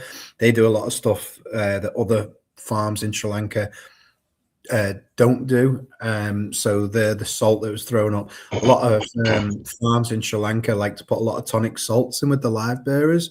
It almost masks problems. It keeps them healthy, but only while they're on it. And not a lot of shops in the UK run tonic salt. Yeah. They don't run tonic salts in the system because they run it how the customer tanks are going to run, which is just pure fresh water. So, you know, you import it, it's not on tonic salts. Next minute, it's getting white spot or this, that, and the other. And there's problems where our farm don't utilize tonic salts. The guy there, Lakshita, he's got a doctorate in fish pathology. So as you saw, like they have a lab on site. They take many scrapes and everything of fish and checking everything. But he also knows the UK market very well because he worked at Glen Crag in Ireland for many years, which is a massive fish wholesaler. And he saw the problems that was coming into the UK. He was going, right, the guppies, freshwater fish, that's a massive problem. The angels are a massive problem. And he was like, I'm going back to Sri Lanka. I'm sorting it. I know what I need to do. I need to be bringing these fish up the right way, how they're going to be looked after in the UK. And that's what he did. And he, you know, he's beautiful. Cracked the codes. So those discus there. So those discus, a shop in the UK just won Discus Retailer of the Year with, and he only stocks those discus from me. So this is my Vietnam supplier. She doesn't do anything. She doesn't do anything normal. So this is absolutely not normal. I used to keep discus. I want to go back. That's what I mean. Yeah. Whoa. What? So she specializes in the high end. So oh my goodness. She is always looking for the latest variety, the newest thing, this, that, and the other. That's her specialty. That's what she's good at. So look, them angels, they're not under any light or anything. They're 95% red devil angels, which we can only get off her. So she finds these very unique fish, and the amount of new fish or new varieties of fish I've brought into the UK from her, and you know, Aqualogy have introduced them to the UK market as UK first. Phenomenal. I'd probably say 30 to 40 freshwater varieties we've introduced to the UK as new varieties. Yeah, that's what she specializes in, making sure she finds the best of the best and the highest grade. Yeah. And then, as I say, our recent shop awards has happened in the UK in the last couple of months. One of my customers won Discus Retailer of the Year, and he only stocks her discus. So, yeah. Wow. Definitely. Yeah. And if you were lucky enough to have me there while your corals are getting bagged up, then you get a special thing on the box. Phallic symbol. Right, okay. It's just for my local fish shop, by the way. Yeah. Can I put this on? Funny. I don't think he's on about the shipping. That went back to the UK. Yeah, that's the UK. Okay, thank you very much, gentlemen. Jake, thank you ever so much for coming on this evening and talking to us. I know you've got plenty of other things to be going on with, but really do appreciate it, mate. No worries. I hope you found it informative, and anytime you want me back, I'm more than welcome. Definitely. I think it's equally important to show people at home where these corals come from and the process, and be able to ask you guys any questions. It's really important. But no, thank you ever so much for coming on. Dong, Steph, any more questions for Jake before we wrap up this evening? No, are you going back to August. Bali, Jake? I'm trying to Are you take going back this to in Bali? already. There's a lot of information. Well, This is Dong, if there's wonderful. anything else you want to know, feel free to hit me up, mate. I'll. He's probably going to ask if he can you, swap thank you. places with Stef, and he can go with you instead of Stef. Maybe. Just saying. And I can smuggle some discus. Start with discus Well, tank. we don't need to smuggle them. We can send them legally to you. Don't worry about that. Oh, dear. Okay. I used to have discus tank before did the you? reef. Oh yeah. But I always have a freshwater tank upstairs. So Oh, brilliant. yeah, I Brilliant. always keep fresh water. Yeah. I used to have a Lovely. discus tank, and after I get into the hobby of saltwater, and one day I walked down there and the discus saw me and they all go hiding instead of coming to me because I paid Yep. too little attention to them. So I Yep. pick up the phone and call my friends and say, hey, you want the discus? All of them, including the tank, filter, everything. Then my friend said, can I come right now? I said, well, this is 9 o'clock at night. He said, I want to get here before you change your mind. So he just came over, move everything out before I Wow. changed my mind. Well, if we can spare one more minute and don't mind a tiny bit of fresh water, just so I can tell Dong, I literally advertised them today with my customers. So again, another first for the UK and brought here by Aqualogy. So in the last year or two, there's a new strain of discus, the albino red eye. Now, obviously, you being a discus keeper, you know when they get stressed, they can get that black pepper in, that black speckling. It's darken, and it's hard to get rid of that.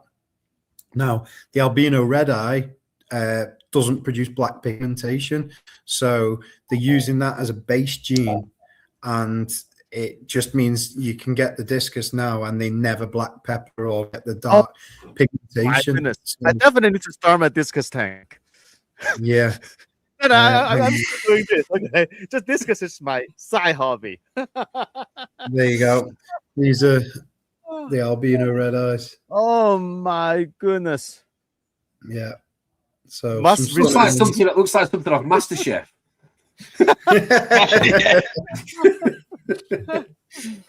Oh dear. We're talking about freshwater we've talked about freshwater quite a lot. I've got to give a shout out to Jeremy Gay, Max Pedley, and Nathan from the Freshwater Network, who was our sort of new spin-off sister channel that aired last Sunday. They're airing every Sunday at 7 o'clock, GMT, and they're going to be back on again this forthcoming Sunday with another episode. But yeah, big shout out to those guys because they really have ripped it up. I think they've had something like 450, 500 views on last Sunday's podcast, and the three of them are very entertaining. So if anybody has got any freshwater ties or interests or past interests, or you just want to just watch another channel with something more just as entertaining, then I'd definitely suggest you going over and checking those guys out. That's this Sunday at 7 p.m.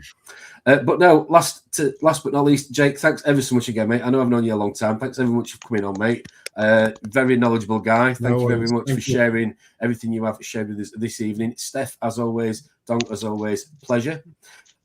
We will be back next Friday. Myself, Steph, Dong, and Jamie will be back. We will welcome on Paul Hughes from AAC will be joining us to talk about the next Reefers Network meet that him and Ange have so amazingly put on for us again. I think there's over 40 people that have confirmed that they're going to be attending at the end of the month, which is the 28th of February.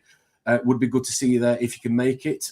If you can, get down there the night before at the Green Man for a drink or two would be even better. Few stories to tell the day after, Steph, isn't there, normally at the Green Man? It's fair to say. Mainly you dancing on your tables, you and Murph, dirty dancing, whatever will be going off, something like that. But okay, but yeah, we'll be back with Paul next Friday. Thanks very much for those 60 odd of you that have tuned in this Friday episode. We will see you all next week. Have an amazing weekend, whatever you get up to. We'll see you all soon. Bye bye for now.